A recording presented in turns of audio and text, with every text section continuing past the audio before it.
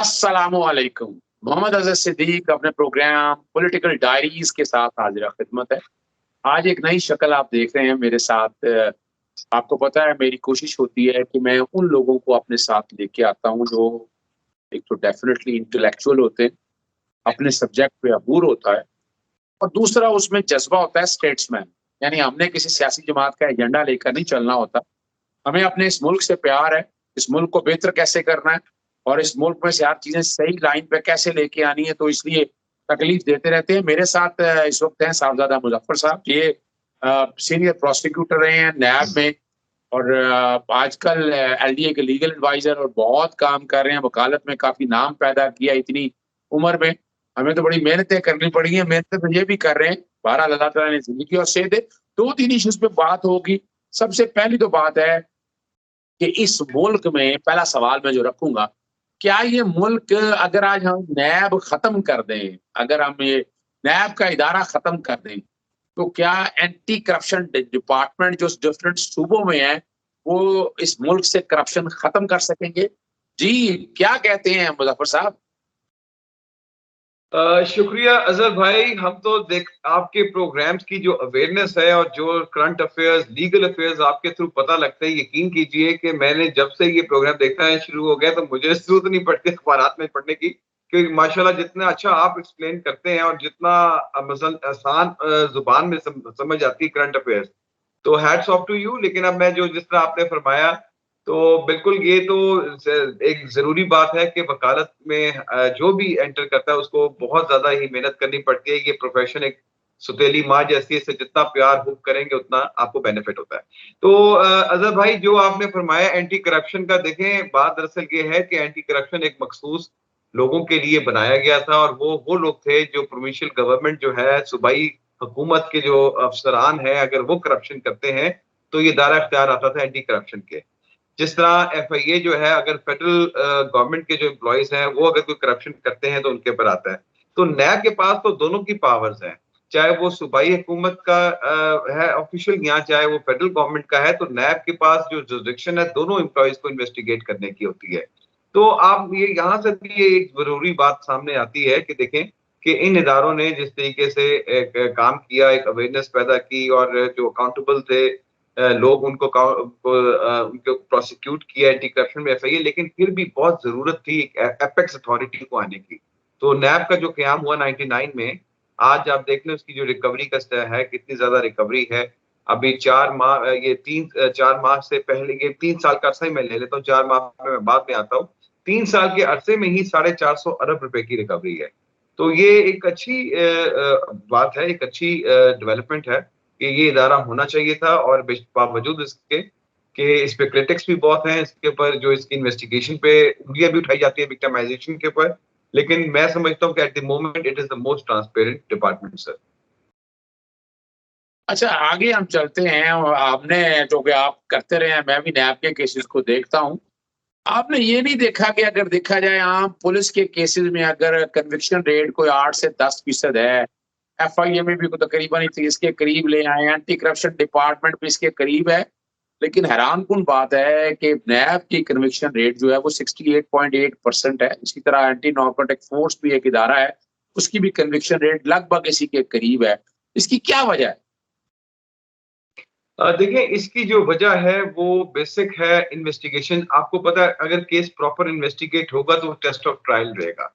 अगर वो properly investigate नहीं हुआ और उसको स्पेशल, ये एक फील्ड स्पेशल है, इंजीनियर्ड क्राइम है, स्पेशल क्राइम्स है, इसके लिए ट्रेंड किस्म के आईओज होने चाहिए। और इन्वेस्टिगेशन जो आईओज करते हैं उनके रिफ्रेशर कोर्सेज वक्तन फवक्तन कराए जाएं, उनको ट्रेनिंग प्रोग्राम्स उनके हर रोटेशन बेसिस के ऊपर 3-4 मंथ्स के कराए जाएं, फिर जाके इन्वेस्टिगेशन स्ट्रांग होती है। और अगर इन्वेस्टिगेशन स्ट्रांग है तो फिर उसके बाद अजहर भाई आपको तो मालूम है, फिर वो जो ट्रायल है उसमें साबित करना आसान हो जाता है। और यही वजह है कि नैब जो है उस चूंकि एक खास इदारा है, इसमें तकरीबन हर वॉक ऑफ लाइफ से जितने भी एक्सपर्ट्स हैं वो इधर एक्सपर्ट्स के तौर पे भी इस टीम को ज्वाइन करते हैं, वो नैब की इन्वेस्टिगेशन को आते हैं, और उसके बाद फिर उनकी ट्रेनिंग प्रोग्राम्स किए जाते हैं, उनके स्किल्स डेवलप किए जाते हैं इन्वेस्टिगेशन के। तो मेरा ख्याल है कि कुछ इन्वेस्टिगेशन का लेवल अच्छा है जिसकी वजह से कन्विक्शन रेट भी अच्छा है। दूसरा ये है कि कोर्ट को भी इख्तियारात जो दिए गए हैं, कोर्ट भी इसमें आप देखिएगा कि जितने सेशन जजेस होते हैं, ये अभी इस अमेंडमेंट से पहले, जब ये अमेंडमेंट आई थी, इससे पहले ये एक सेशन जज जिसको 3 साल कम से कम उसके रहते हो सर्विस के, उसको तानियात किया जाता था इन कॉम्पिटिटिव कोर्ट। तो वो एक एक्सपीरियंस्ड आदमी आता था, अपनी पूरी वॉक ऑफ लाइफ से एक एक्सपीरियंस लेके आता था। तो ये भी एक अच्छा एडवांटेज था कि कोर्ट भी अपने मुताबिक जो है वो चलता था। और प्रोसिक्यूटर जो है वो बड़ा मस्ट है, वो एक बहुत बड़ा रोल है। और प्रोसिक्यूटर्स के लिए जब मैं नैब में था, मैंने तकरीबन 5 साल नैब में खिदमत की है, तो हमारे भी एडवोकेसी स्किल्स के ऊपर प्रोग्राम किए जाते थे। और हर साल हमारी ट्रेनिंग्स होती थी और हमें दिखाया, क्योंकि व्हाइट कॉलर क्राइम जिस तरह मैंने कहा है इंजीनियर्ड क्राइम है। अब आप खुद सोचिए कि इसको साबित करना, आप खुद पेश होते हैं, it is not an easy job. तो प्रोसिक्यूटर्स की जो स्किल्स हैं उनकी भी ट्रेनिंग दी जाती थी इसी नजरिए से कि जी इसका कन्विक्शन रेट अच्छा हो। ये तो आपने अब फरमाया कि 68% है। हमारे दौर में conviction rate was more than 90%, जब हम लोग प्रोसिक्यूटर थे 2005 से लेकर 2009 तक। It was 90%. Yes, it was 90% अल्हम्दुलिल्लाह, लेकिन अब 68% है। उसकी एक तो ये था कि उस वक्त में केसों की जो तादाद थी वो भी इतनी नहीं जितनी आज है। तो उस टाइम हमारी अगर मैं समझता हूँ कि शायद 90% से कम नहीं होगी, लेकिन इतनी जरूर थी हमारे कन्विक्शन रेट। एक बात मैंने, आपने एक अच्छा साहबजादा साहब, बड़ा अच्छा सवाल आपने एक छेड़ दिया है, और मैं मुझे बड़ी खुशी है इस बात की। और अब यानी हम, हमारा काम देखें ना, इस मुल्क को आगे लेकर चलना है और उसी की बेहतरी की तरफ लेकर चलना है। तो आप इसका मतलब यानी बुनियादी तौर पर इन चीजों को अगर आप देख के, आप ये कहना यही चाह रहे हैं कि नैब जैसा इदारा बंद नहीं होना चाहिए? नहीं, बिल्कुल नहीं जी, बिकॉज़ नैब अगर बंद हो गया तो ये जो हाउसिंग सोसाइटी से लोग पैसे खा के चले जाते हैं, हार्ड एंड मनी लोगों की लूट लेते हैं, जो फेक बिजनेसेस करके इन्वेस्टमेंट्स लूट लेते हैं, या ऐसे अफसरान जो कि अपनी आमदन से ज्यादा कमा लेते हैं, और उनको अकाउंटेबिलिटी कौन करेगा ऐसे लोगों की? ये बड़े लोगों को कैसे हाथ डाला जाता है? एक आप देखें ना कि ये करप्शन थी, ये एक हाई लेवल के ऊपर भी थी, लेकिन एफआईए मखसूस केसेस करता था, और जो उस वक्त हुकूमत होती थी, जो उसकी स्वाबदीद होती थी, उसके मुताबिक केसेस किए जाते थे। तो इस दफा आप देखिए कि नैब के आने के बाद, 99 के बाद, यहाँ पे अक्रॉस द बोर्ड मुझे तो यही नजर आता है कि मैं तो पढ़ रहा होता हूँ, कभी कोई मिनिस्टर को इन्वेस्टिगेट कर रहे हैं, कभी किसी को कर रहे हैं, अपार्ट फ्रॉम दिस के whosoever is the current ex minister, prime ministers को भी पकड़ा, फिर जनरलों को भी पकड़ा, एक्स जनरल को, नेवी के चीफ का एक बड़ा मशहूर केस था एडमिरल मंसूर हक का। तो यही इदारा था जो इन लोगों को, बड़े बड़े लोगों को हाथ डाल सकता था। इसको तो मजीद स्ट्रेंथन करने की जरूरत है। इसको तो, इस इदारे को तो गनीमत समझते हैं मुल्क के लिए, जितना इस इदारे ने काम कर रहा है और कर भी रहा है, इसको मजीद स्ट्रेंथन किया जाए ताकि ये और अपना रिजल्ट दे जो इसका प्रीएम्बल में लिखा गया है। अच्छा, तो फिर इसका मतलब है, फिर मैं अब आता हूँ बराह रास्त सवाल की तरफ। तो सेकंड अमेंडमेंट को, सेकंड अमेंडमेंट 2021 और थर्ड अमेंडमेंट 2021 को किस नजर से देखते हैं आप? असर भाई, ये तो आज टॉक ऑफ द टाउन बना हुआ है इस टाइम पे, और मैं ये समझता हूँ कि जो सेकंड अमेंडमेंट आई है उसमें कुछ शकें बहुत ही अच्छी थी, और उसकी रीजन ये थी कि जब भी कोई इदारा बनता है उसको आहिस्ता आहिस्ता टाइम लगता है। जब कई मुख्तलिफ फैसले भी आए सुपीरियर कोर्ट्स के भी, और उसमें देखा कि ग्रे एरिया मौजूद था, अभी भी जिसको करेक्शन रिक्वायर्ड थी, इसको इन्होंने छोड़ा हुआ था।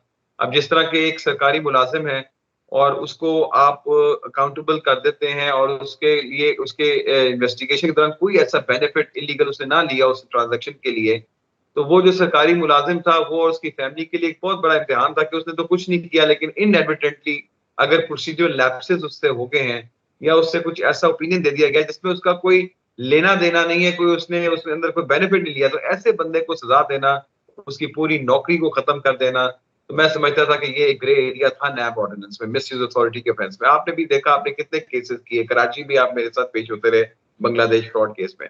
तो मैं ये कहना चाहता हूं कि इन चीजों को मद्देनजर रखते हुए, तो ये अमेंडमेंट यहां तक तो दुरुस्त है कि इन एरियाज को कवर किया जाए। बेल का अख्तियार देना एक अच्छी बात है, काउंटी कोर्ट्स में बढ़ा देना अच्छी बात है, काउंटी कोर्ट्स को इक्विप करना प्रॉपर तरीके से वो एक बहुत अच्छी बात है। चेयरमैन, मौजूदा चेयरमैन का जो इन्होंने बढ़ाया टेन्योर, वो बहुत अच्छा किया। उसकी वजह डेडलॉक हो जाना था, डेडलॉक से ये महकमा, आपको तो मालूम है कि चेयरमैन नैब अगर नहीं है नैब में, तो वो इदारा बिल्कुल हेल्ड इन अबाइंस हो जाता है, एक स्टेटस को हो जाता है, क्योंकि बंद उसी करने के पास पावर है।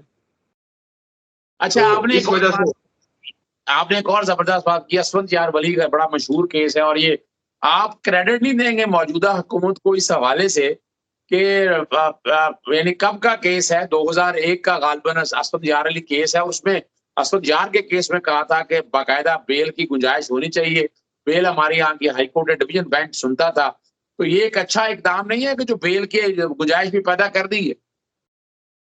जी, बिल्कुल, बहुत अच्छा है। एक तो हाई कोर्ट पे बर्डन भी कम हुआ है। दूसरा ये है कि देखें, आपका फर्स्ट राइट जो है वो आपका ट्रायल कोर्ट होना चाहिए, हमेशा बेल के लिए। हमने हर कवानीन में ये देखा है कि बेल का इख्तियार जब दिया गया, उसी कोर्ट को, अगर कोई स्पेशल कोर्ट है, उसको इख्तियार पहला दिया गया। ये वाहिद इस चीज़ का जो मोटिव था उस टाइम के ऊपर, मेरा ख्याल है कि वो ये था कि एक ही दफ़ा हर किसी चीज़ को काउंटेबल करके सफाया किया जाए। लेकिन देखें, बात दरअसल ये है कि अगर आप बेल का राइट नहीं देंगे, वो कॉन्स्टिट्यूशन पिटीशन के फॉर्म में आ जाते थे और फिर उसके बाद बेल लेते थे, तो होता ये था कि हाई कोर्ट्स पे प्रेशर होता था, फिर एक लॉन्ग प्रोसीजर होता था।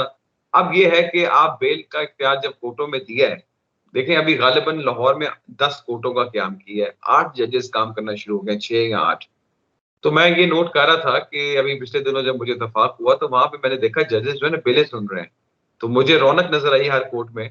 तो ये एक अच्छा है कि जी, कि एक फर्स्ट इंस्टेंस उनको दे दिया गया कि एक बेल का इख्तियार भी दे दिया गया।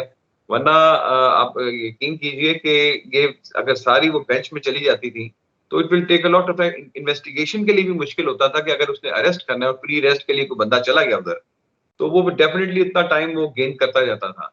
तो उसको अरेस्ट में प्रॉब्लम आती थी। तो ये मेरा ख्याल है नैब के लिए भी अच्छा हो गया है, और जो सब्जेक्ट ऑफ इंक्वायरी हैं मुल्ज़िमान हैं, उनके लिए भी अच्छा हो गया कि बेल का राइट इन्होंने दे दिया है। और असफंद यार वली साहब के जजमेंट में ये कहा गया था कि ये चीज़ होनी चाहिए, अदरवाइज़ वो कॉन्स्टिट्यूशनल पिटीशंस पे वो जाना शुरू हो गए थे। जी। अच्छा, चलें, साहब साहब बहुत शुक्रिया आपका। आपने ज़रा आप देखें ना, ये इसको कहते हैं बैलेंस्ड ओपिनियन। यानी ये नहीं है आप लोग जो हमारे यहाँ सियासतदानों ने मज़ाक बनाया हुआ है नैब को हरफ़े तनकीद बताने का। साहबज़ादा साहब ने इस महकमे में कितना अर्सा काम किया है। 90% कन्विक्शन रेट से 68.8%, यानी नैब ये कन्विक्शन ये इसी वजह से है कि इसकी परफॉर्मेंस की बेस पे है। हमने और दूसरी बात बड़ी क्लैरिटी के साथ कह दी कि नैब जैसा इदारा बंद नहीं होना चाहिए। ये भी आप लोगों को सोचना है। यहाँ हर कोई सियासतदान अब लगा हुआ है कि नैब जैसा इदारा बंद कर दें। अगर ये इदारा बंद हो जाए तो इस मुल्क का अल्लाह ही हाफ़िज़, करप्शन को पकड़ने वाला नहीं होगा। बहुत शुक्रिया साहब, इजाज़त चाहेंगे। अस्सलाम वालेकुम, अल्लाह हाफ़िज़, पाकिस्तान थैंक यू ज़िंदाबाद। भाई।